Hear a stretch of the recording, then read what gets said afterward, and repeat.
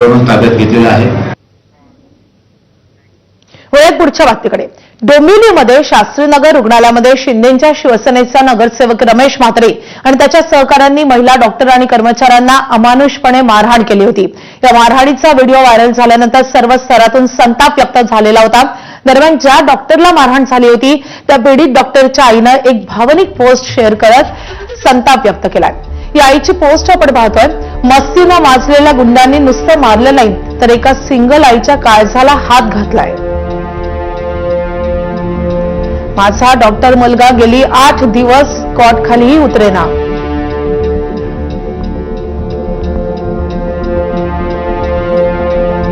मारहाणी वेळच्या शिव्यावरून रमेश म्हात्रेची लायकी कळते। 17 गुन्हे दाखल झालेल्या गुंडाची घमंड तोडण्यासाठी माझ्या डॉक्टर बाळाला हल्लेखोरांच्या तावडीत सापडावं लागलं। माझ्यासारख्या आईचा त्या 4 नालायकांना शाप लागल्याशिवाय राहणार नाही।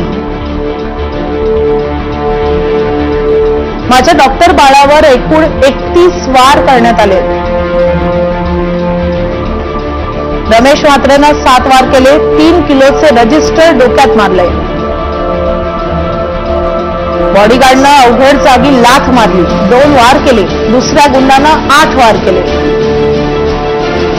पांढरा टी शर्ट घालून फुकटच्या तुकड्यावर जगलेल्या माजोऱ्यानं 12 वार केले। मला छत्रपती संभाजी महाराजांची आठवण झाली। हे दरिद्री औरंगजेबाच्या पाळलेल्या कुत्र्यासारखे वागले। नातीसारख्या डॉक्टर सृष्टीवर हात उगारण्यात कसला पुरुषार्थ।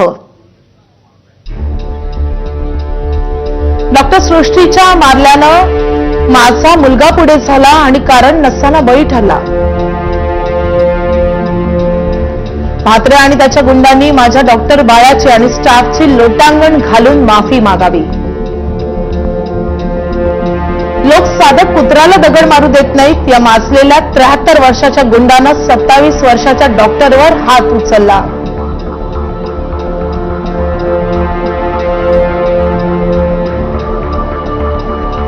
रमेश म्हात्रे पैशानं जजला विकत घेतो असं बोलतात। तो शब्द योग्य निर्णय घेऊन फोडून टाकावा।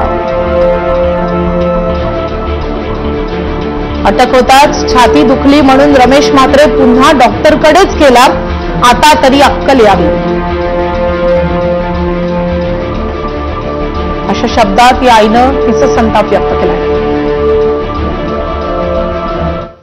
तर डॉक्टरांना मारहाण प्रकरणी अटकेत असलेल्या